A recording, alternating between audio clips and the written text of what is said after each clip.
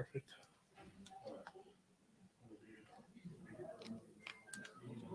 Tell Kimmy right when Justin gets up there to start.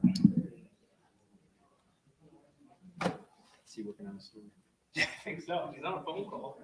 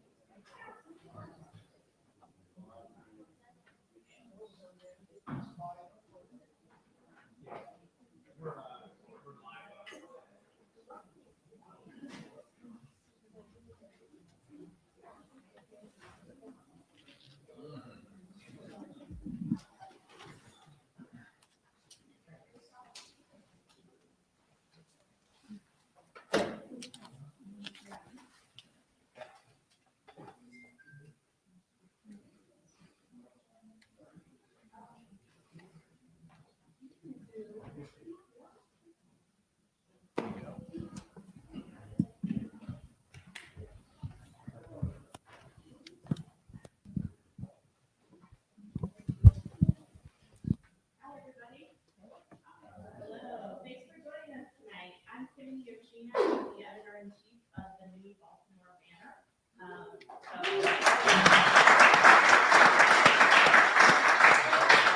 Great to see you guys here supporting us. We are working really hard to do a lot of cool things, have a lot of events, report a lot of important stories. So as you probably know, since you're here, one of the very first things we did was pull the news. And we thought that this was a great sort of level-setting way to take the pulse of what is happening here right now. So thank you for coming. We appreciate it. And we would love to have you engage with us, to have you ask questions. We have a great group of reporters here who worked on a number of the full stories. So let's just get into it. I am going to introduce our political editor, John O'Connor, who is all the way in the back. He is, hi John, he's going to be taking questions, and he's back there, I think, because he's monitoring social media and our live stream, where he can also take some questions from any viewers out there. So I think we're going to start by asking the panel a few questions, and then we'll take questions from you. So, John, I'm going to turn it over to you. Yeah, please excuse my being behind you, but I can monitor the questions online here. Thanks for joining us. Let me introduce everybody who's up on stage first. We'll start from the audience's left. We have Leslie Gray Streeter, who is our columnist for the Baltimore Banner. She's going to write about life and parenting and anything interesting she sees happening in Baltimore. Next to her is Justin Fenton, who is an investigative reporter for the Banner. You may know him for years and years of covering the Baltimore Police Department and criminal justice issues in the city. In the middle, we have Julie Sharper, who is an enterprise reporter for the Baltimore Banner. She is just going to be looking for stories that are interesting and telling things that catch her attention and telling those stories about Baltimore. Next to Julie is Emily Sullivan. She covers City Hall for the Banner. You may have heard her previously on WYPR, where she joined us from. And then finally, we have Liz Bowie, who is an education reporter covering city schools. I'm going to start, introduce Malia Cromer, who is the director of the Sarah T. Hughes Center for Politics at Goucher College. She is also our polling expert who we worked with on this poll. And Malia, if you could tell folks why this poll is different, what we set out to do with this poll, and kind of what you learned along the way.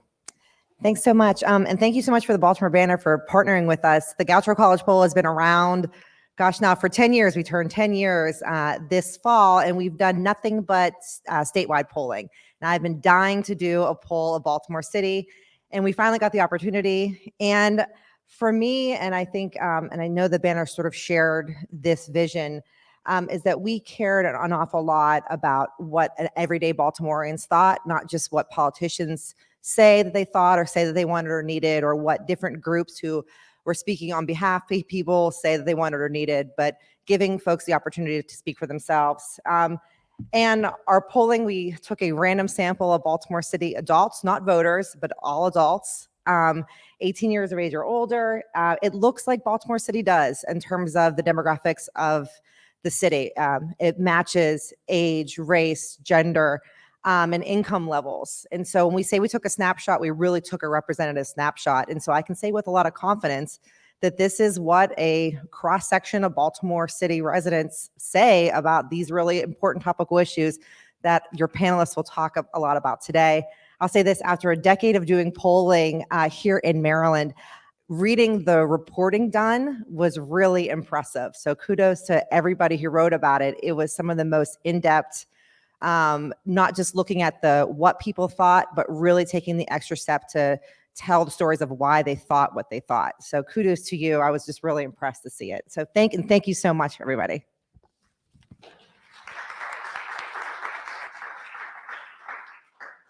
So we took this poll partly as a way to kind of establish a baseline in our coverage of what interested folks in the city, what their issues were, what was important to them, what things they believe.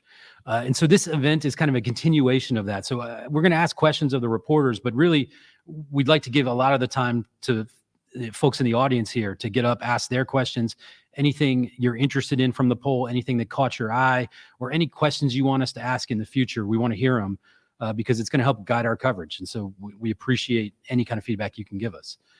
So I'm going to start with Emily Sullivan. The big picture on this poll was that folks in Baltimore are unhappy with just about everything in the city, it seemed like, with the institutions, with city government, with elected officials. You spent a lot of time on the phone with people who responded to the poll. So what did you hear? What did people tell you?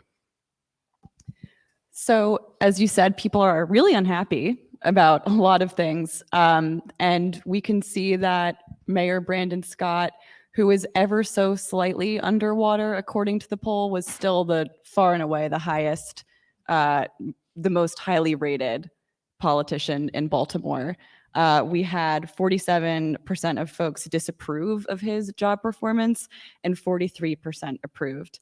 In terms of his favorability, he did a little bit better there. He had a 48% favorability and 42% unfavorability. But as Malia and I said, that's still not a place where any politician wants to be.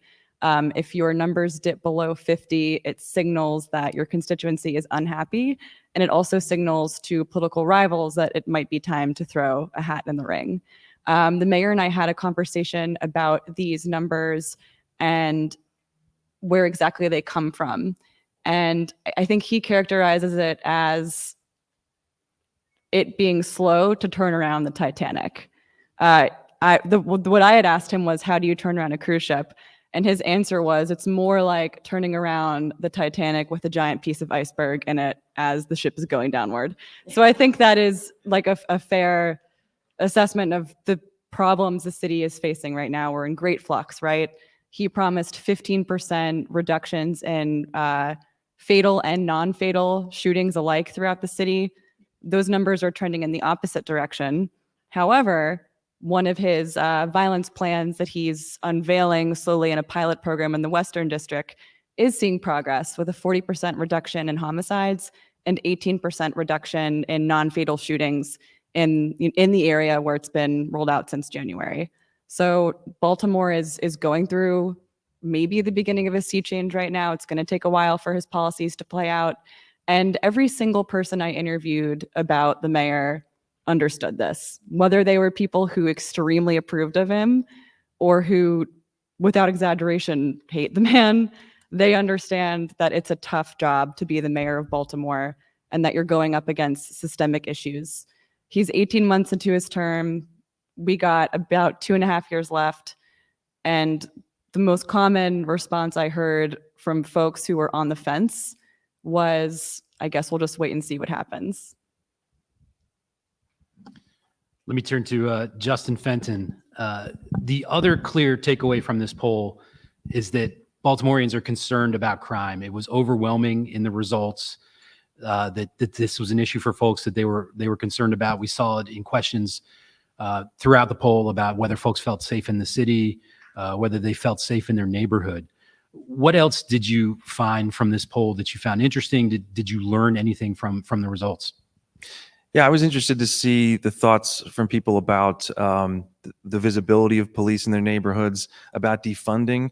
I think that's a conversation that really has gone, the conversation has gone mainstream, if not actually being enacted. And we want to know, like, how do people feel about that? And what we saw from the poll, I think, reflected what our reporting tends to reflect, which is this silent majority that really isn't ready for that. They want to see more police. They want more police. That means more funding, like 70%, something like that, of the department's costs are tied into personnel costs. So if we're going to have more officers, there's going to be more funding, not less. The consent decree calls for more funding, more technology, more everything, more consultants, more plans. And so, but I also think the department is going through a major change in how it's run, which is the topic of my launch story yesterday. I think we've heard these things before about change, about officers going from warriors to guardians, but I actually think they're trying more to actually do that with the consent decree team. That is, they really measure process and procedure more than results. I sat in on meeting after meeting where they weren't grilling people about why there was a shooting on this block or where people were, but did you do the right things? Did you fill out the form? Did you check the box? Did you turn your body camera on? Did you and tell the citizens why you were stopping them? All these ways of like trying to improve the system in hopes that eventually will lead to better results. But we're going through that right now, and so far, that isn't happening. So there's definitely a lot to unpack there. So. Justin, one interesting thing I found from the poll was that when you asked people what solutions they were interested in, the answer was basically everything. What does that say to you? I mean, does it tell you that folks are just looking for anything that will help? Yeah, I think, there was a wide range of responses to that. There were people who said, I do support the idea and concept of taking money away from police and putting it towards root causes, which is where many activists say we're never going to fix these things unless funding goes up considerably for the actual issues that are leading to crime. And yet, again, like I said earlier, I don't think people are ready for that. They don't feel safe. They want more police. They want tighter. They want harsher punishment for violent offenders. I was somewhat surprised to see that, but yeah, there's everybody wants more, and that's the question I keep asking people when I speak to them. When you say you want more, what do you mean by that? What is more to you? And for a lot of people, it's just a visibility. It's a presence. Leslie Gray Streeter. For those of you who don't know, Leslie relocated back to Baltimore. She's a native. She came home from Florida after several years working for newspapers down there, and wrote about her experience in kind of coming back to Baltimore and what she saw reflected in the poll. So, Leslie, tell us, when you read those results, what were you feeling? What were you thinking? I was thinking about every person I knew in West Palm Beach who, when I announced I was moving back to Baltimore, said, "But you've seen The Wire, yes?" And I was like, I grew up, well, not in The Wire. I grew up in Northwood, so it is not The the wire, but would say I grew up hood adjacent. You know, you could see it, you know, where it was. And so it was people telling me about my city, and they had never been here, and who were terrified that I was moving back into something crazy. And so I saw those. I mean, I've been here. I sometimes fall asleep and wake up, and the news is on Channel 45 when I wake up. I'm like, darn it. Just because of the focus on things that, as a mother, this is my son, Brooks Robinson, literally here in the front. So I'm a mom, and I'm a single person, and I absorb all of the things. I'm not above it. I live in the city. And so I saw the results and thought, oh dear, have I made a mistake? Or am I going to have to tell the people in West Palm Beach they were right? And I'll never do that. So, basically what I wrote, one of the things I wrote about was that of all the things, like, this is wrong, clear-eyed, you know, perspective from people who have lived here for a very long time, grew up here or were raised here or have lived here a long time. And they said, when asked about the optimism for the city, the majority still said they had optimism about the city. And I'm like, why?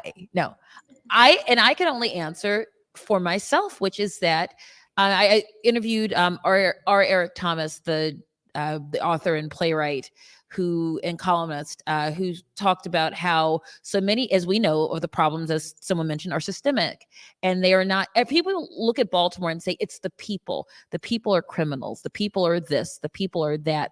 And yeah, there's people like that anywhere. There's people like that in West Palm Beach. But what there also is a broken system here, and problems that aren't just going to be changed with one mayor, with one, you know. And those of us who grew up here, every 5 years, oh, it's going to turn around now. It's just around the corner. And it's wah, wah. But I moved back because I want to be part of the solution. I want to be part of, I'm not here to be a guinea pig, but I want to be part of, rather than be from afar, like, not to be biblical, like when, you know, Jonah sits under the tree and watches and hopes bad things happen to the people because he doesn't live there.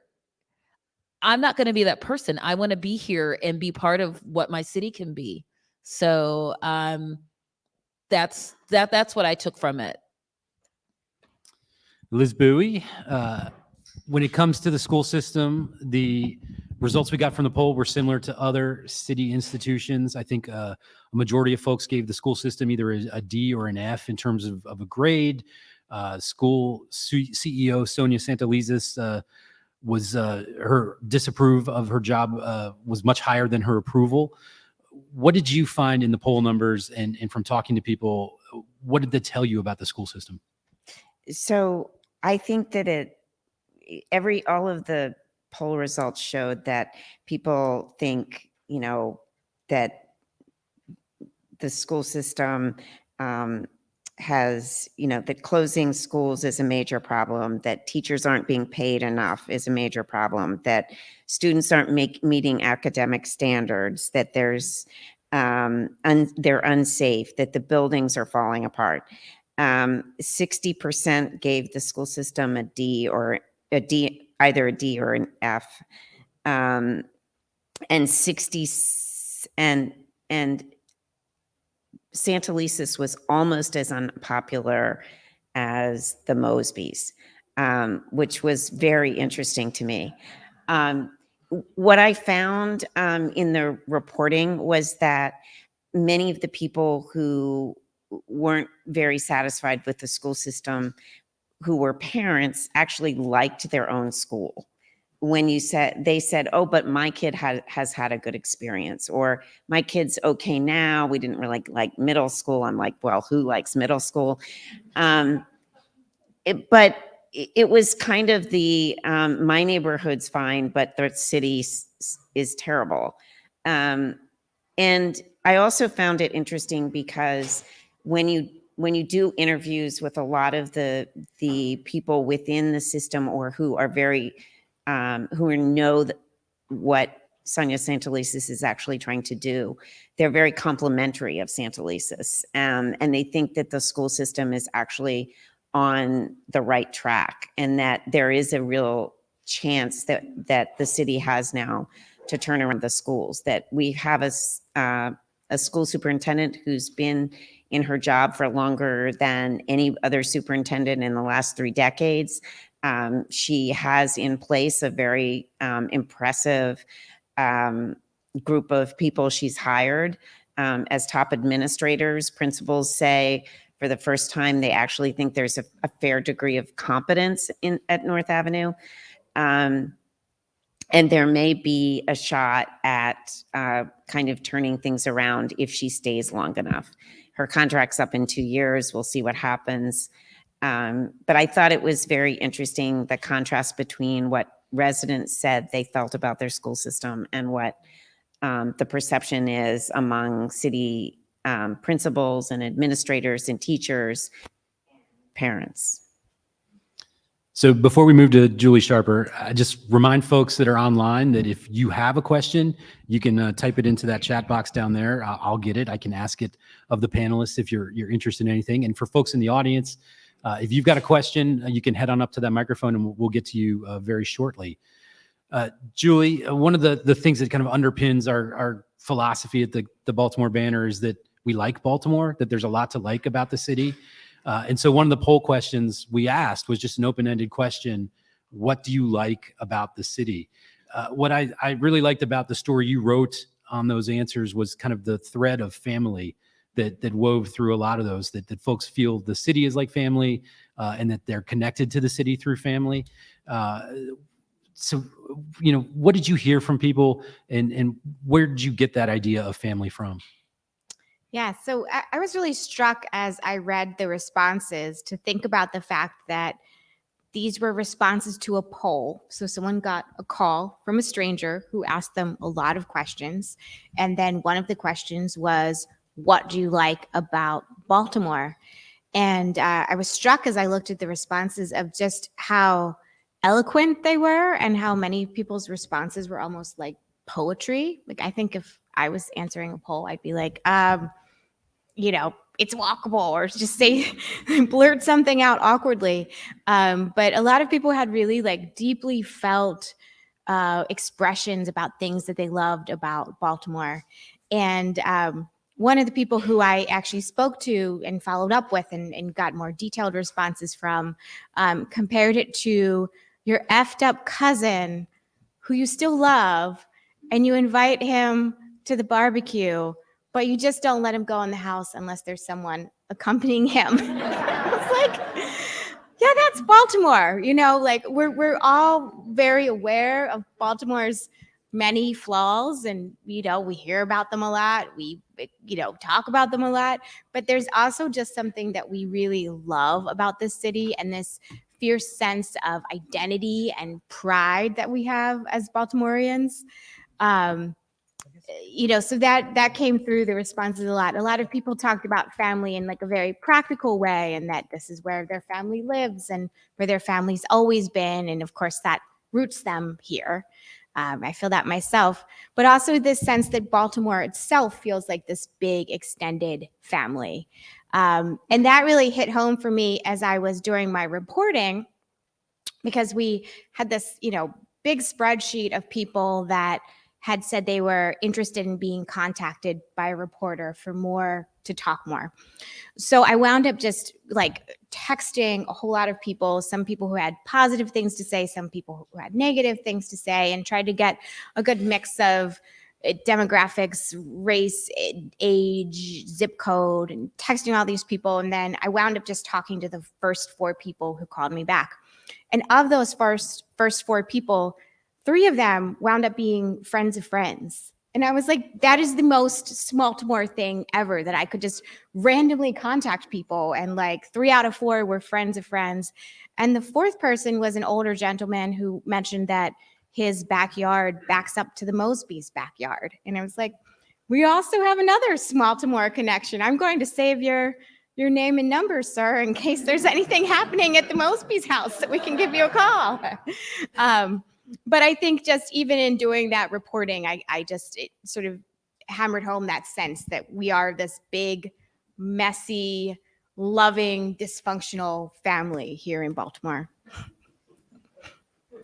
Let me come back to Emily Sullivan. We talked about the approval rating and the favorability for the mayor. What do those numbers tell us about political support for the mayor in the city? So when we found out, when you told me, John, that we were commissioning this poll, I think my first question about or comment about the mayor was like, oh, I can't wait to see if his coalition still stands. To rewind a little bit to 2020, which I know feels like 30 years ago, but if you could just bear with me, the mayor really became the mayor because of a coalition of double-digit support from Black and white voters. That was how he managed to get that win in 2020, as Sheila Dixon carried a majority of the Black vote, or had majority Black support of her voters, and Mary Miller did the same for white voters. Brandon Scott really rode that moment to get double-digit support as a change agent, particularly from progressives. And the data suggests that that coalition is still there by and large. We saw that 44% of white respondents to the poll approved of him, 44% of Black respondents, 48% of all others. And his numbers for people's ideologies also told me that he has his supporters mostly still intact. He had 63% of progressive support, which a number which I do think is a little low, but still more than half of the branch that he identifies with. And then 41% of moderate and 32% of conservative respondents. So he has a base, and that's not something that we can really say of most other politicians. We did see that Marilyn and Nick Mosby had an overwhelmingly low approval rate. We had 30% for the state's attorneys, 30% approval for the state's attorney, and 28% approval for the council president. That being said, of the people who support them, the majority of those folks are Black. So they do maintain a Black moderate base, the same people who've really been voting for them over and over again. I said this earlier, if I was the mayor, I wouldn't be thrilled with these numbers, but I think he is a little bit buoyed by the overwhelmingly negative sentiment toward the Mosbys, toward Santelisa's, toward Harrison. Again, it's not an ideal place to be, and it signals to, I think, a lot of people in the city that there might be vulnerability for him in 2024. He's not exactly sitting pretty, but it could be worse. Justin Fenton, Emily mentioned the Mosbys there. One of the things we saw in the poll was the disapproval for the Mosbys' job performance is high. However, there is some support for some of the policies they're pushing. How do you balance those things? Why do you think that is? I mean, I think that the policy to stop prosecuting low-level offenses was put into place based on research from Johns Hopkins and just your own anecdotal evidence that arresting people for these minor things, they go to jail, they cycle right back out. It really doesn't solve the problem. It was started with the pandemic as a way to reduce crowding in the jails, but ultimately they found that it did not lead to some insane crime spike. I remember hearing from a beat cop that I knew. He said, "Oh, we're gonna have 500 homicides next year because of this policy." Well, no, we haven't. We're basically exactly the same place where we were beforehand. One of the things that my reporting showed, though, is that this is not some sudden trend either. I mean, arrests in Baltimore have been on a extreme downward trajectory steadily, really, since 2005.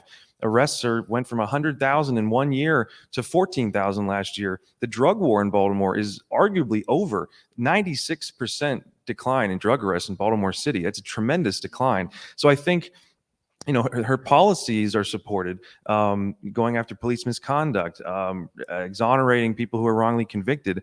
But the Mosbys, I may get in trouble for saying this, but they can't get out of their own way. She's got an election coming up. She's got a federal indictment looming. Just today, a judge is going to hold a hearing whether to hold her in contempt of court. I mean, it's just every day it feels like we're covering some sort of controversy. Nick saying that he was going to work out his ethics violation and then out of nowhere, just appealing it to the courts without telling anybody, and he's going to fight this and draw it out. I mean, there's a lot of stuff going on with them. So it's not, I don't think it's surprising to see her numbers there. I don't look as closely at the council president. That's awfully low for someone who I think doesn't have that much of even a public profile really at this point in terms of policies and things like that. But yeah, I think what's going to be very interesting, though, in the state's attorney's race, obviously, is that there are 3 challengers. And with 30% support, that was give or take the margin of error, maybe it's 33, that could be enough to carry the day. And then we're going to see what happens in the fall with the criminal case. She could be elected and removed from office. Yeah, it's a complicated picture with the Mosbys. Let me ask Emily, Liz, or Justin this question. That in talking to city officials who saw the poll results, or school district officials, or police department officials, did any of them take away something from it that they could work on in the future, or some idea or nugget from the poll that they thought was important to make some, an important idea or something they could work with in making changes at the agencies? I know they were all really eager to find out their approval ratings. They were all asking us, what's our approval rating? Just to quickly follow up on something Justin said, I mean, the Mosbys are a package deal. Even if Maryland's profile is a little higher, they're on all of their campaign literature that they distribute together. They really are a package deal. And the poll, our great data reporters ran an analysis that proved that of all the questions we ask, your feelings about the Mosbys were most likely to inform each other. Like, that's where the greatest alignment was. In terms of the policy questions we asked, I'll say, I know that a lot of people at City Hall were just fascinated by the fact that we found that only 16% of people said they would decrease police spending, while at the same time, 67% of respondents said they'd like to see existing money in the BPD budget reallocated to social services. To me, and based off of what the folks I interviewed who responded to this poll told me, people want to try anything. They really, really, really are just desperate for this crime to drop. I mean, 90% of respondents told us it was a huge problem. And I think policymakers are paying attention to the results that the poll had, as well as to the nuances and discrepancies that exist there. I mean, 16% and 67% for a question that's just slightly tweaked in phrasing. That's a pretty remarkable difference. I think that some of the questions that were very interesting to both Sonia Santelises but other education folks were the ones that said that teachers aren't paid enough and there's inadequate funding. When in fact the city schools are about to get an enormous amount of funding. I think Santelises described it as being in the desert for a long time and then having a huge bucket of water poured over you. She's going to get so much more money. And also, actually, city teachers are paid fairly well compared to other teachers in the state. So both of those are an indication that as Santelises said, that maybe there needs to be a far better communication about what's actually going on in the school system. I think also that there's an indication that some of the Fox 45 reporting, which is sort of unrelentingly negative about the school system, has really permeated the feeling of people throughout the city. And they know that. The school officials are very cognizant of that, and they've tried different ways to get their story across, but I don't think it's really they've been successful. I think we have a question over here. If you could introduce yourself, and if you want to direct it to anybody in particular, please do so.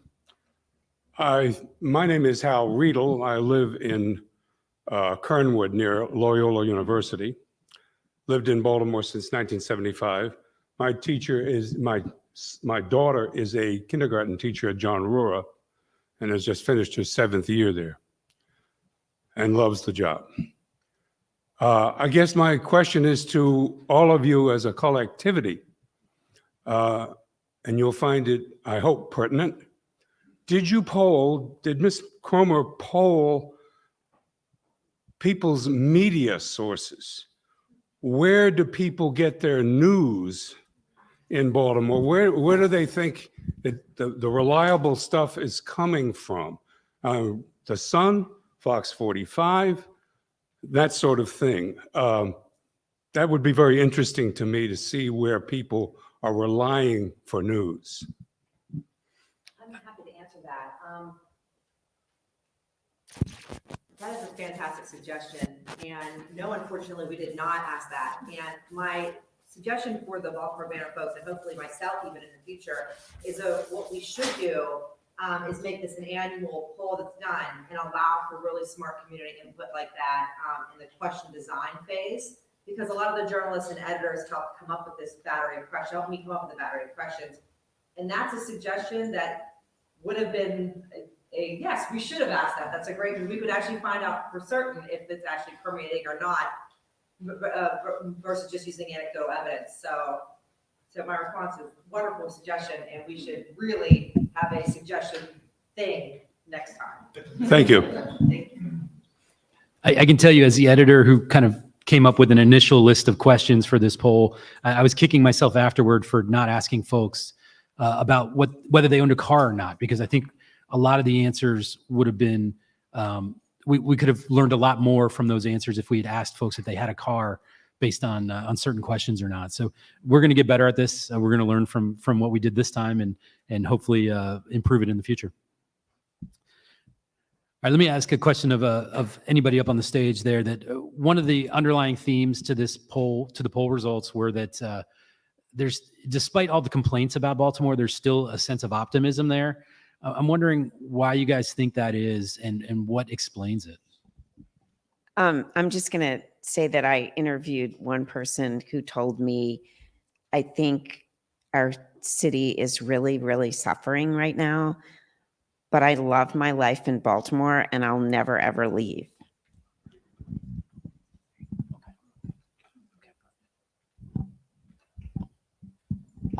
Well, yeah, it's so funny that I still cannot get over the comment about Baltimore being like your terrible cousin, because there's cousins you won't let in. There's cousins who don't even get invited, who wouldn't even be able to invite it, like either like take their plate out and make them sit outside and not even let them in unaccompanied. So I guess we're like better than your worst cousin. I will be selling those T-shirts later. But I have to say that it's once again choosing to come back, understanding things. I married a dude I met at City College. You know, we didn't date till much later, but I'm from here. This is like the place we always came back to for vacations. I went to College Park. He went to St. Mary's. We found everyone on Facebook. I'm a Baltimorean and I can't shake that. Is it like a bad virus? Maybe. That you cannot shake, but it's something that I love. I feel very warm about it, and that I want to tell people why I love it. I want to tell people about the people. I want to tell people about the food, and not just the neighborhood. This is a tangent that I'm going to write about at some point, but you know those T-shirts or those posters and stuff that have the names of the neighborhoods on them, and it's all the white neighborhoods. It's all Fells Point and Canton and Federal Hill and stuff. Because I remember I almost bought one when I first moved back, and I was like, Northwood's not on there. No. And because I met a woman, I know this is a long answer, but I met this woman. We were standing in line at the Highlandtown Library to get COVID tests, because just as you do. And they were out. It was right before Christmas. And I called the library in Northwood.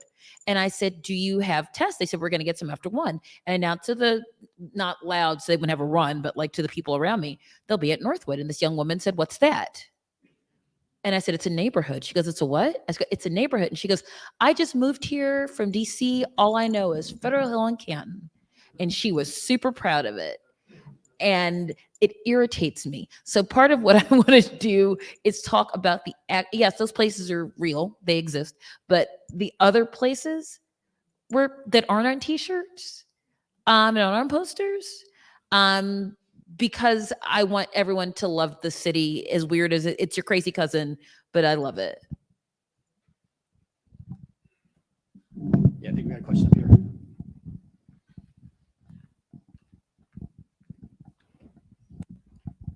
Thanks for bringing that over.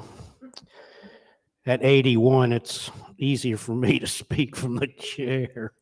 But I'm skimming here. Anybody wants to grab any of these thoughts, talk about the money, where is it coming from, what will you need? Tom Hall today asks a candidate for sheriff, what about the outstanding warrants? And let me say from the top that fresh faces, and feel so grateful after Who Owns the City to see Justin on the panel, but fresh faces. I mean, the sun seems so tired. I like Dan Rodericks, don't get me wrong, but I like Cal. We need more progressives. So what I want to see is exposés, muckraking, what lies beneath. And you know there's stuff going on that is not reported. What's bail bondsmen, judges. I was 33 years from the criminal justice system, so I'm interested in that. But thinking outside the box, creativity and passion, which we see in We Own This City from the bad cop, John Bertall. He has passion. He gives the cops a great speech, and he gets guns off the street because of the incentive of the money. He's ripping people off, the overtime. So what's giving the guy some incentive now? I don't get it from Harrison. It's just some skimming thoughts. Thank you. Well, I would say in terms of thinking outside the box and muckraking, I'm really excited so far about the kinds of stories we're pursuing.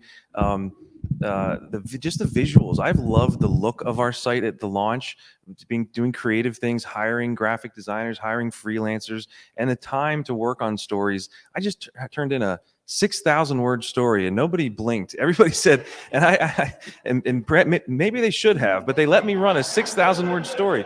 And I think we are, I hope that we are going to follow through on that and do things that are interesting and deeper and have a wide variety.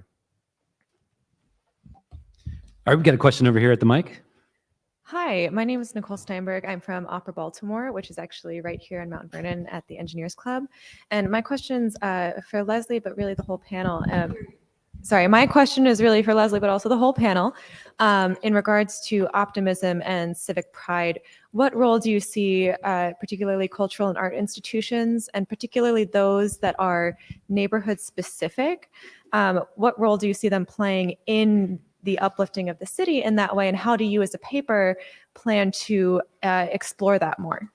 First of all, I think that's an amazing question. First of all, because these are the kinds of things that we and myself and our art staff and the people who cover specific neighborhoods want to talk about, because once again, these are things that people don't necessarily know about. And not to talk about anyone else's coverage, but our coverage, I think, will be different, and we'll say to people, you want to be seen, right?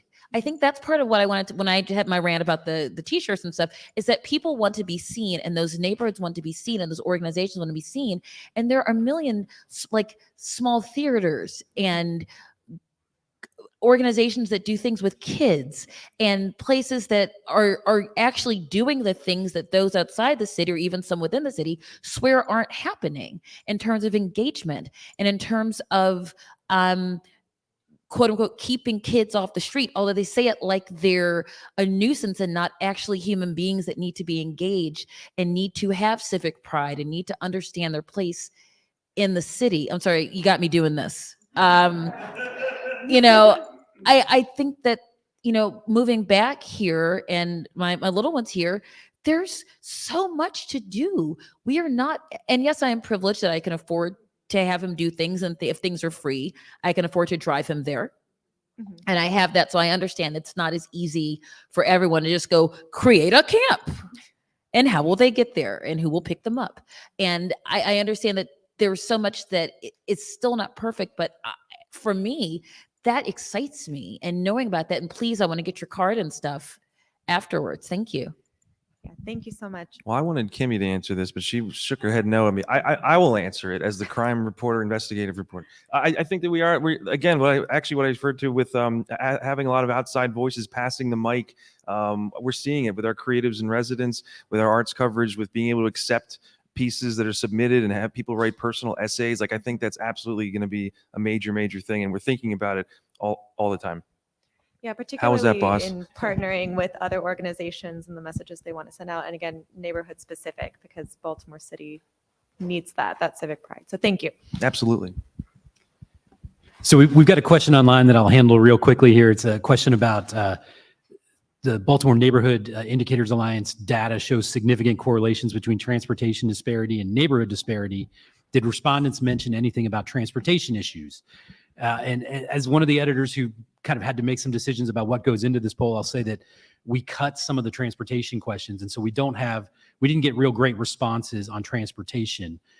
It's something that we know was a shortcoming of the poll, and it's something that in the future we want to do more on. So our data folks actually met with the Baltimore Neighborhood Indicators Alliance folks today about their data. So I think you'll see a lot more of our team working with those folks in the future, and you should see some interesting stories from that. Question over here. Good evening, everyone. Monique Dubai. I am the Chief Academic Officer of Concentric Educational Solutions. So Liz, thanks very much for your article. We really just have a question from the vendor perspective. When we talk about shifting the narrative, as Keisha's talking about, right? How do we as vendors, right, really like partner with you all to be able to shift the narrative and highlight and bring forward those positive stories that are coming out of city schools in which we actually help to bring to fruition? Call me. Ooh, I got a phone number, y'all. Okay. Awesome. Thanks a lot for that. I appreciate it. Go ahead. How you doing? Thanks for doing all this. My wife and I just recently moved from LA to Baltimore City. And we're really excited to be here. But to some of the other respondents and some of the other things you've been saying, we got a lot of the same sort of, why would you do that? You know, what were you thinking? How crazy? And then when we got here, we also got a lot of like, why would you do this? What are you doing here? Why are you here? And I guess my question is, from looking at the poll data and the reporting you're doing, Baltimore clearly has a bad reputation, or an image problem, and a lot of systemic problems that go with it. But my question is sort of, how much did you get an impression it was surface, not necessarily well informed, and how much of it was really well informed? Like, were the respondents overwhelmingly well informed in your opinion, or maybe there was a little bit more that needed to be shown, and maybe that's part of why we now have the Baltimore Banner, and maybe one of the problems with Fox 45? Or I guess, yeah, my question is, how well informed did you feel like the populace was? And is there a lot of room for improvement, or is it more just the other things that are room for improvement?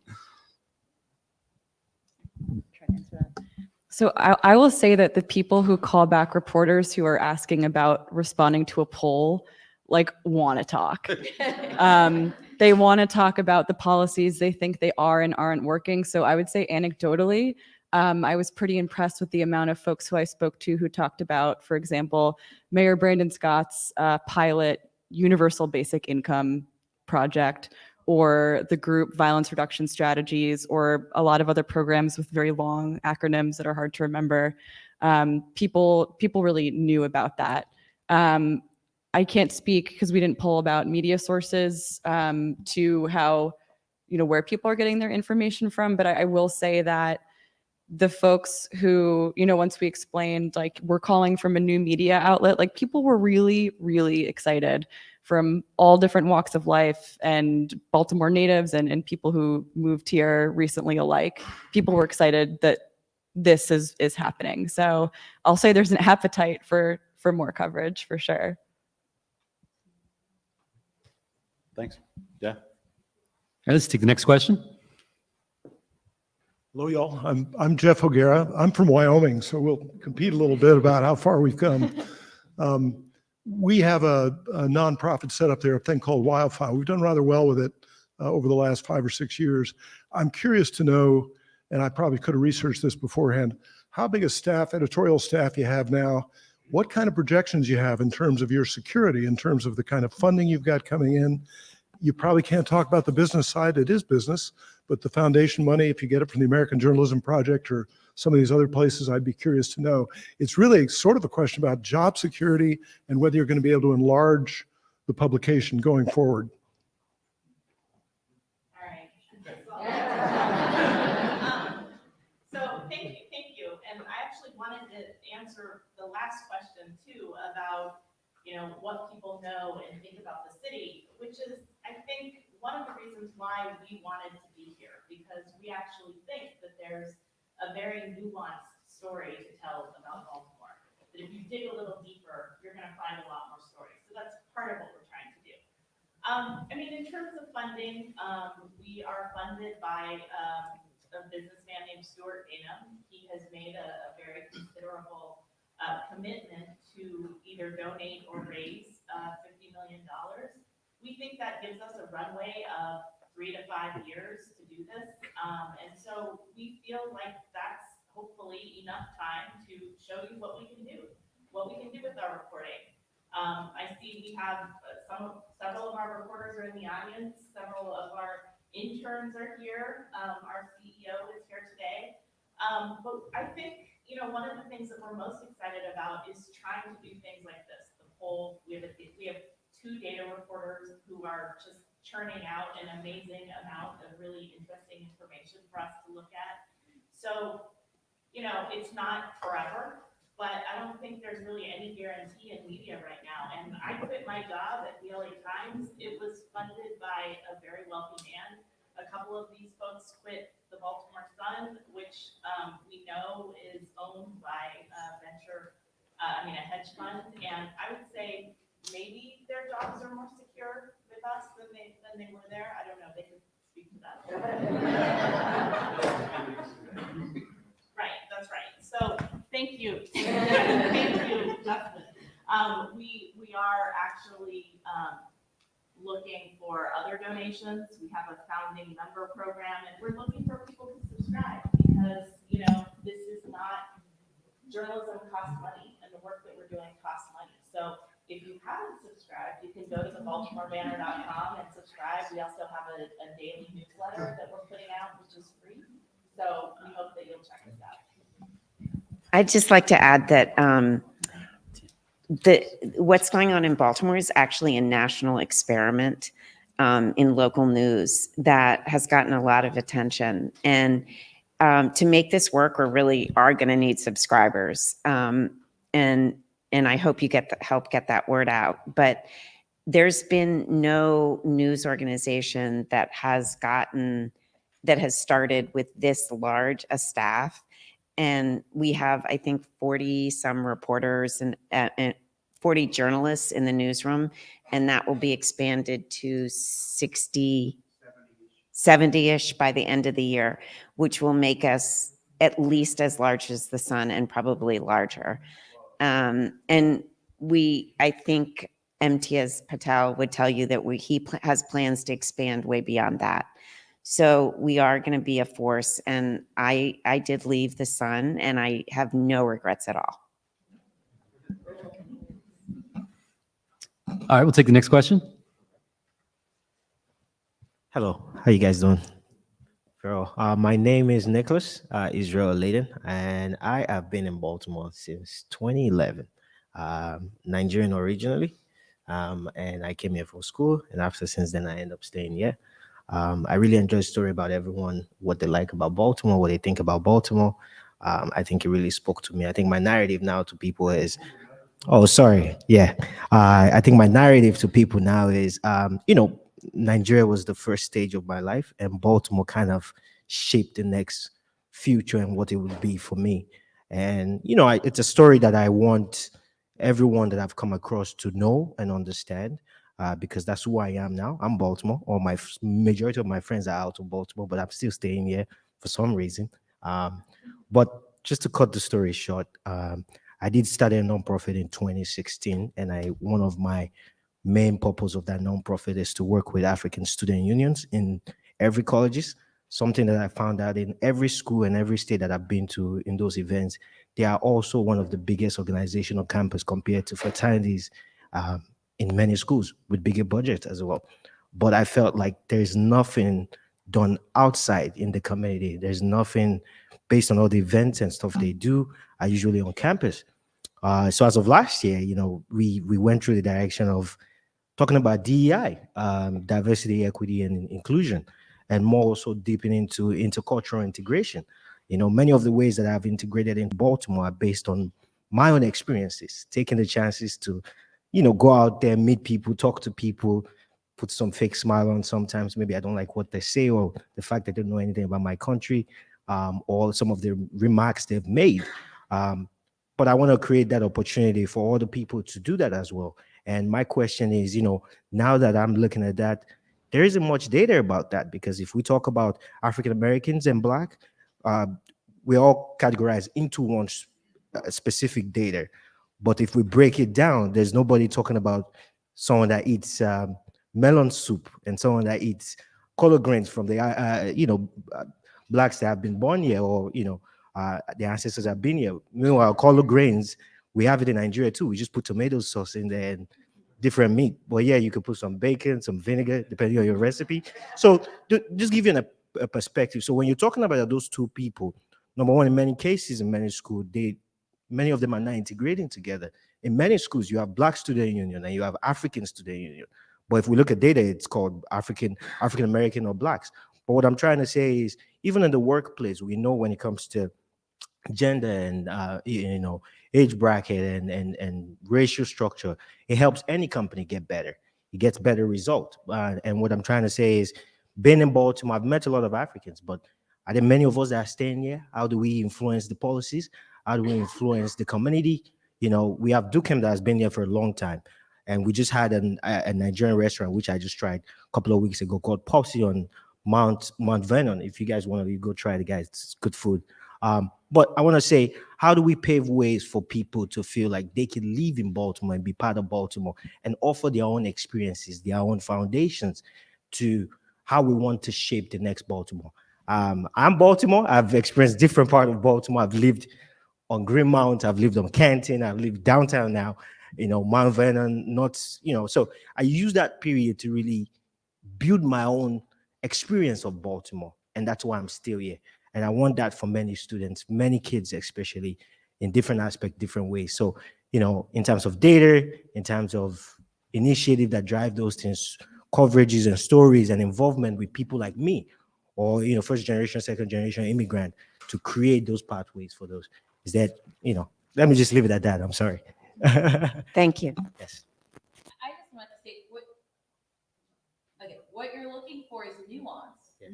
You're looking for nuance. You're looking for someone to say, people with brown skin who are, either directly or from a long time ago, for instance, from Africa, are not a monolith.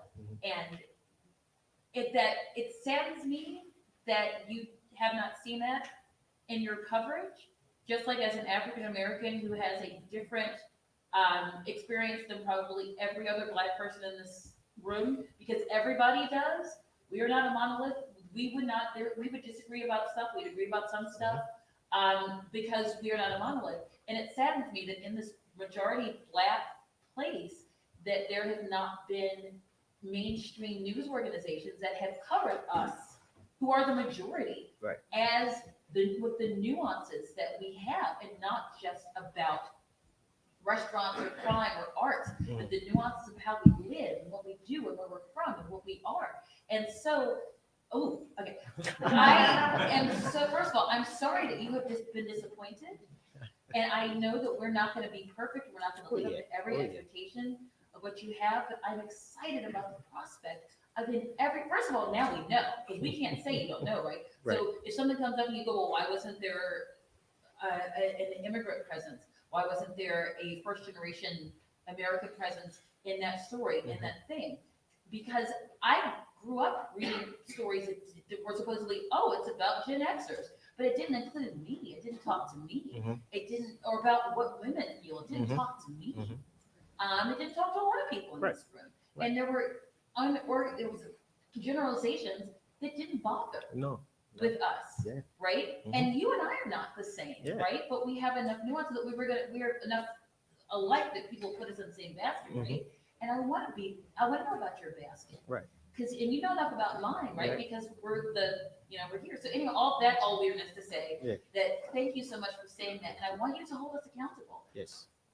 And specifically on the point of immigrant communities, I think we're gonna have multiple reporters. There's one reporter whose beat specifically is immigration issues and things like that, and Yeah. immigrant communities, and we also have neighborhood reporters who are gonna be keeping an eye out for those types of things. So hopefully we do a better job.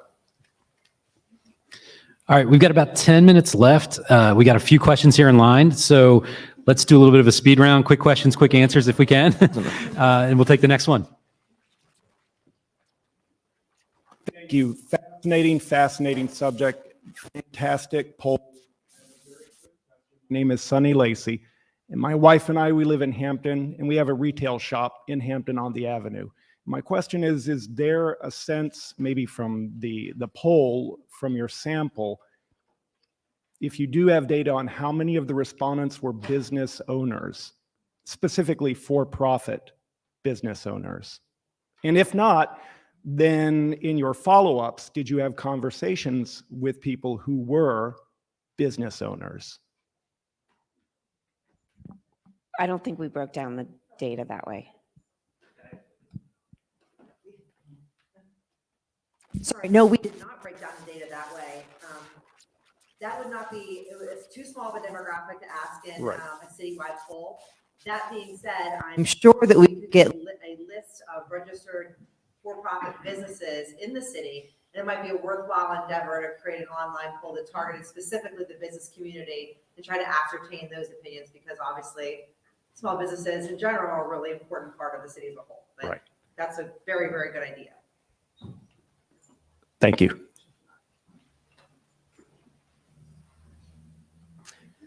Hi, everybody. I'm James Wolf. I'm a state 3. Don't ask me how I got freed tonight. I 15 years in the city, and I'm thinking about the partnership with WYPR, which I think was very pragmatic and very exciting for all the things you'll do on multiple platforms and things. I'm also thinking about the bitter partisan division, of the time. And so I think it's great that as a nonprofit, you'll be apolitical as much as possible. I won't be endorsing candidates. I think that's all great. But I wonder if are you recruiting, are you trying to find people who are apolitical, or will there be any focus on sort of balancing, if there's liberal commentators with conservative, and thinking of the city going forward, we would want to expand the umbrella if we're going to want to invite as many people into the city. So would you strive for a sort of, even if it's just someone to disagree with, from Fox 40? If Fox you 45 or know something? a conservative columnist, we'd actually be looking for one. They're actually a little harder to find than liberal columnists in this city. But I think we are already running some op-eds, and we will continue to do that. Go ahead. Okay. Hi, I'm Kim Wiggins. This is very high. I was born in Forest Park. My parents moved me out to the suburbs when I was 5, and now I live in Patterson Park, and I actually work to stop people from moving their children out of the city. Hi, Liz. So I did make some quick notes about as far as how the banner is promoted to youth in school. Like, I do get the email, and I know like lots of people like newspapers are dead or whatever, but the news and the way it's presented just in that clip is amazing, and the scan. And I also love like the number of the day. I think that's great. So I just was wondering, and I'm going to ask a slew of questions and then sit down. How it's being promoted to students in Baltimore City so that they can get this love for news and city news now. Also about the suggestion about news sources, I'd like to say that I watch Jeopardy, but I do not watch Fox News, but then they always show me Baltimore City school stuff. So if you ask that question, I wouldn't identify as a Fox watcher, but I do watch Jeopardy and it's on Fox. So So that is how I hear about the stuff. And then, whoops, and then my phone went off. And then for the poll about people's opinions of city schools, did those people have children? Because I know I talked to lots of people who say all these things about city schools and they do not have a kid or anything. So that was one of my questions. And then the last one is just something I'm going to throw out here into the universe, but there's a problem with trash, there's a problem with crime and with juvenile offenders. And I always want to know why we can't have juvenile offenders pick up trash, because I grew up in Howard County. And if you like pool jumped, you had to wash police cars. And I'm not going to say that I personally know this, but this is a thing. So I'm just going to throw that out there. And that's all. And thank you. And I'm very excited about the banner. Thank you. We did launch an internship program this summer, mostly with college students, but we are very eager to work more with high schools. So I would just say, oh, great. So Andrea McDaniels, who is our managing editor, is overseeing our internship program. But I would just say that this is something that we're thinking a lot about, actually. So hope more to come on that. Both. Like for the subscription to, like, if, you know, I don't know if there's free subscription if you're in city schools or for high schools or for classrooms or something like that would kind of be a way. That's a good idea.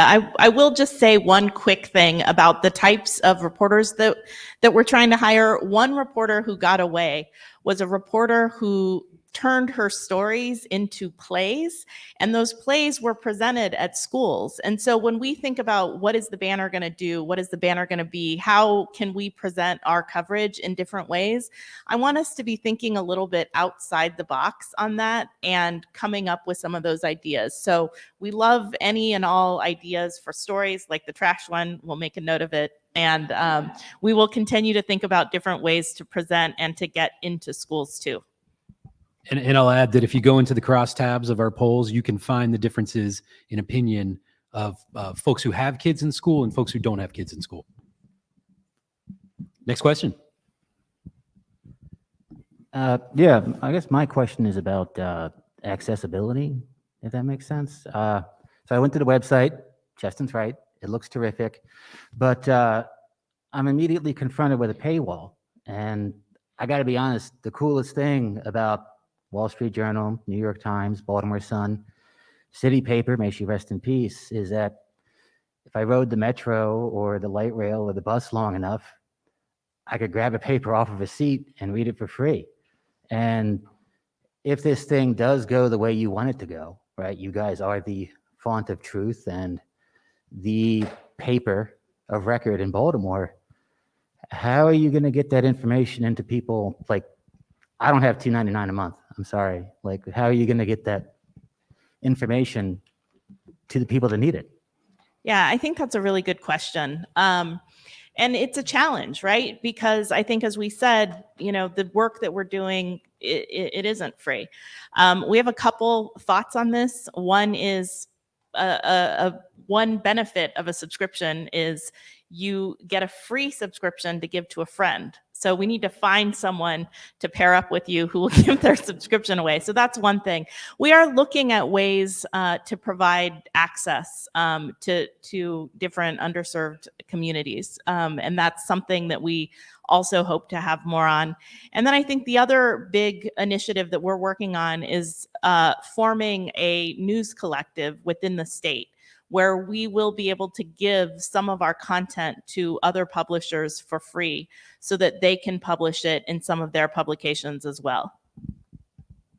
So again, remember, we're just getting started and we have a lot of work to do. We know we do, but we hope to have more developments on this as we progress. All right, thank you so much for being here. I live a block away, so it's a very convenient commute to visit here. My name is Kevin Carter. I'm the head of business development for a startup called EcoMap Technologies. And last month we were at an event called Baltimore Homecoming that brought home a bunch of expats, I guess for the lack of a better word, from Baltimore that are civic, social, business leaders all over the country, did great things, have love for Baltimore in their heart, and wanted to come back. And there was a chance to kind of show off what the city's doing, how great it is, all of that. And I was just struck by, I mean, there's the CEO of NASDAQ that was there, the president of the Aspen Institute, right? All these are Baltimoreans. And I'm just curious for the banner, what is the plan, or is there a plan for covering not only what cool Baltimoreans are doing outside of Baltimore, but also having the banner reach them so they can stay informed of what their city is up to while they're not physically here? Well, I'm standing up here now. I guess I have to take all the tough questions. I believe that one of our reporters, I think Jasmine, was at Baltimore Homecoming. Did you stop by Baltimore Homecoming? Yes. I mean, I think that's a little bit of the kind of word of mouth stuff that we have to do. We need to get in front of those people, because I think also those people are great ambassadors for the city. I think one of our biggest challenges right now is letting people know that we're here. That we exist and we're putting out news. I don't know if this really answers your question, but I think we'd like to draw in as many of those people as we can into our coverage, both as experts and as newsmakers. So send those people our way. We'll talk to them. And also, I just wanted to add that as one of the people, I am not the CEO of NASDAQ. I have not. But I would love to talk to you, because I want to talk to people like myself about, I think it might be a cool series of a column about why you came back, prodigal sons and daughters and stuff, boomerang people, whatever. We'll figure out a name. We're workshopping it. All right, next question. So my name is Bill Hamilton. I live in Bolton Hill. I moved here 9 years ago, and I've been waiting for the banner since I got here. But I was a little troubled to hear you say, or someone say, that you regard this poll as a kind of a baseline and that you're going to be doing them again. A poll, as any pollster will tell you, is a snapshot of a particular day or a particular week. And so let me give you the snapshot of my 9 years in Baltimore. We've had 4 mayors. We've had 5 police commissioners. We've had more than 300 murders, homicides a year since the Freddie Gay thing. But nobody's bothered to go back and note that we were having 300 homicides back in the 70s. Justin's done a great job of reporting on corruption in the police department, but it didn't start with the gun force task force. In 1971, you had a police strike in the city, and one of the big issues was corruption and poor management.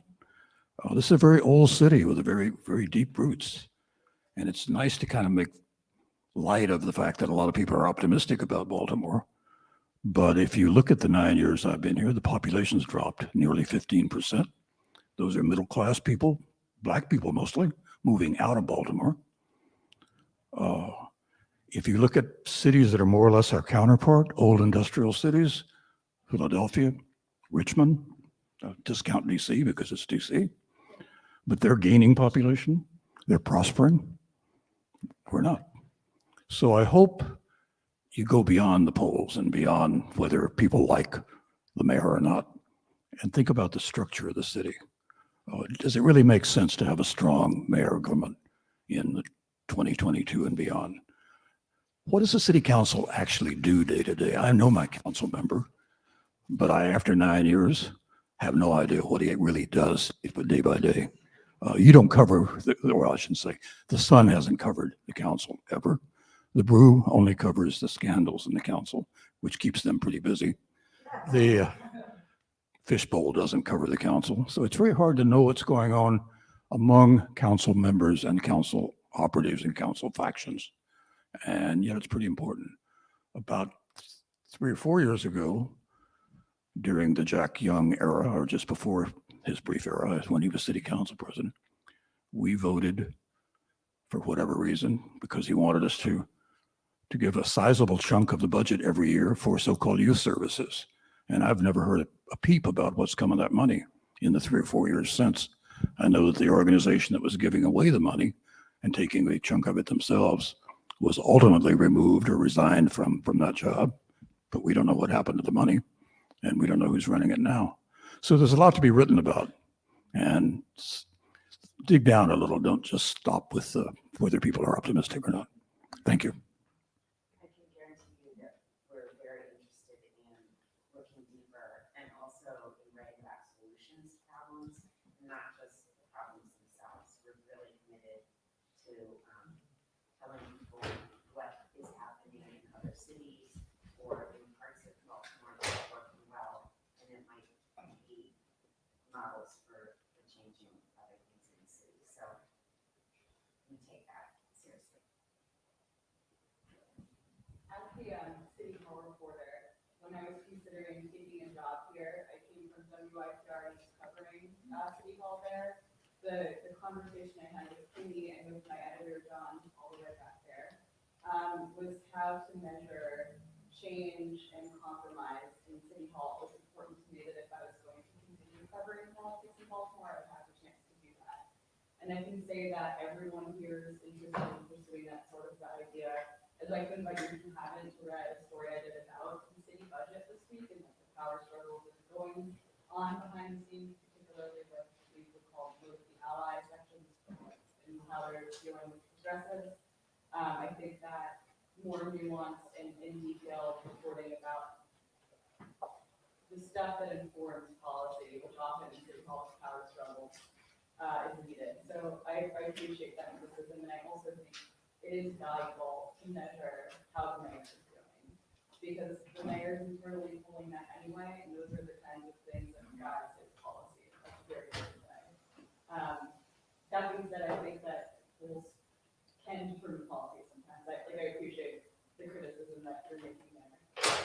But I'm confident in saying that all the people who joined the banner did so because of various problems they had with status quo media in Baltimore. And I'm so excited, and sorry to speak for all of you guys, but I know you're all excited for the work that we are doing and will continue to do. Thank you. So I just wanted to thank all of you guys for coming. I want to thank John for moderating and for the excellent questions in the back and for guiding a lot of the coverage that you've been reading over the past several days. But thank you guys for spending a couple hours with us tonight, and we hope that you'll keep reading. Thanks. And thank you to the panel.